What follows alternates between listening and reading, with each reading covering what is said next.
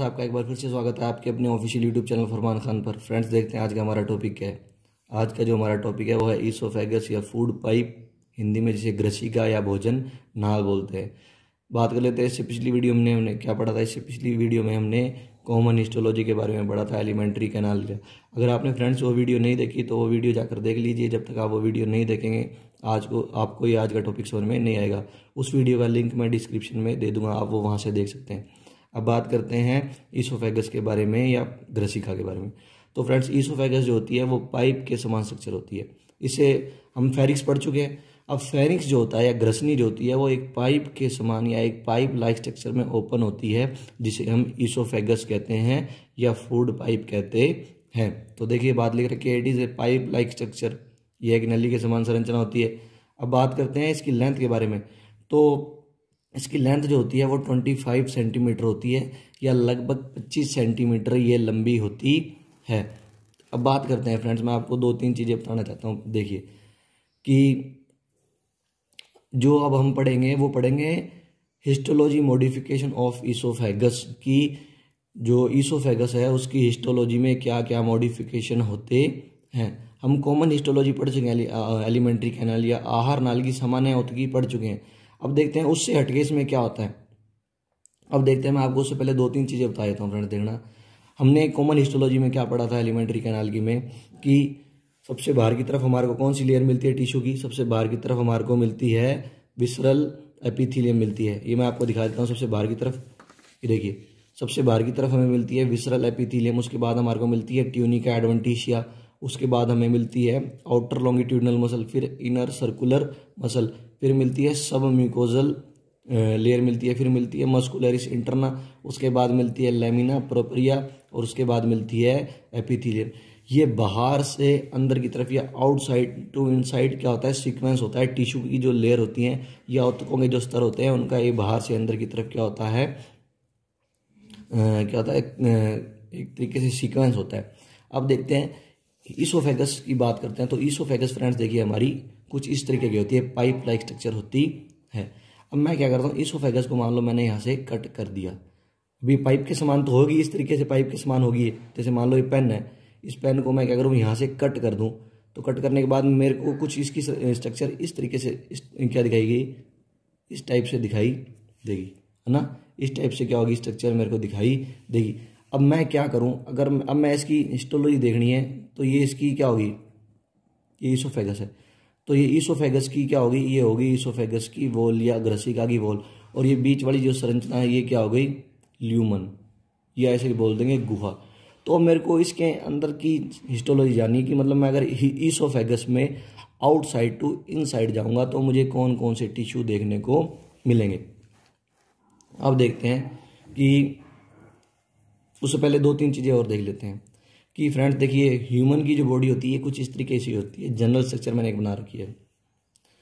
ये जो बॉडी जो होती है ह्यूमन की बॉडी, डायाफ्राम होता है जिसे हिंदी में तनुपट बोलते हैं, उसके द्वारा या उससे क्या होता है दो पार्ट्स में डिवाइड हो जाती है।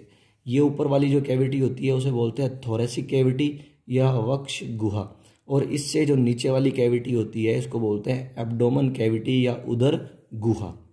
तो हमारी जो ग्रसिका होती है वो क्या करती है, देखिए, या जो हमारी ईसोफेगस होती है वो हमारे जो नेक वाला रीजन होता है वहाँ से नीचे की तरफ आती है। फिर हमारे जो थोरेसिक कैविटी होती है या जो वक्ष गुहा होती है उसको क्रॉस करते हुए हमारी जो क्या होती है एब्डोमन कैविटी होती है या जो हमारी उदर गुहा होती है उसके अंदर एंटर करती है, और लास्ट में जाके कहाँ खुलती है, स्टमक के अंदर क्या होती है, ओपन होती है हमारी ईसोफेगस।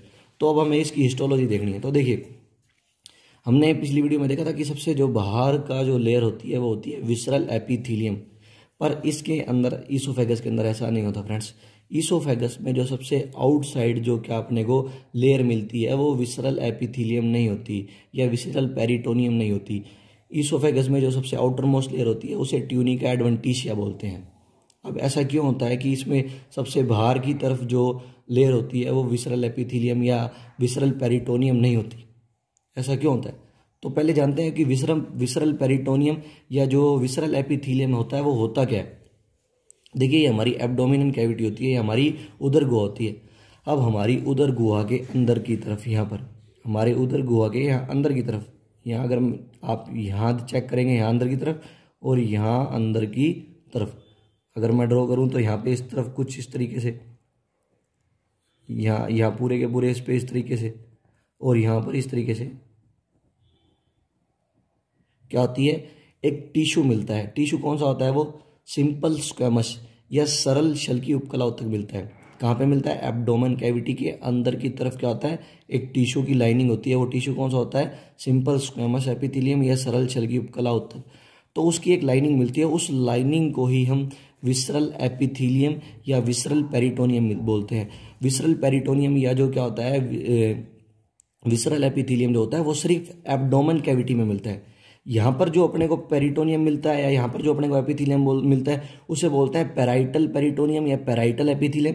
और ये हाँ जो अंदर की तरफ अपने को क्या मिलता है, जो सिंपल स्क्वेमस एपिथेलियम की जो लेयर मिलेगी उसे बोलते हैं विसरल एपिथेलियम या विसरल पेरिटोनियम।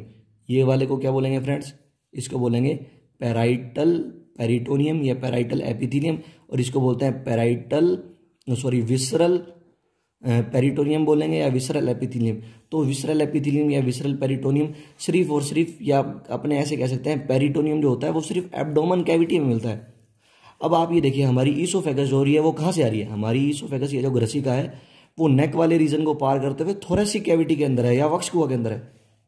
इसका ज़्यादातर पार्ट कहाँ पे है, इसका लगभग सारा का सारा जो पार्ट होता है अप्रोक्सीमेट वो थोरेसिक कैविटी में होता है। और थोरेसिक कैविटी में तो पेरिटोनियम नहीं होता। पेरिटोनियम सिर्फ अपने को कहाँ मिलता है, पेरिटोनियम सिर्फ हमारे को एब्डोमेन कैविटी या उदर गुहा में बोलता है। तो इसलिए मैंने आपको बताया था, अगर आप इसकी हिस्टोलॉजी चेक करोगे तो सबसे बाहर की तरफ जो इसके लेयर मिलेगी वो कौन सी होती है, ट्यूनिका एडवेंटिशिया होती है, वो विसरल एपिथेलियम नहीं होगी। तो ये बात मैंने यहाँ लिख भी रखी है, देखिए फ्रेंड्स, कि विसरल एपिथेलियम, ये देखिए कि visceral epithelium is absent in oesophagus, so outer most layer of oesophagus is tunica adventitia, कि इसके अंदर विसरल एपिथेलियम एब्सेंट होता है और जो सबसे बाहर की लेयर होती है उसे ट्यूनिका एडवेंटिशिया ही बोलते हैं।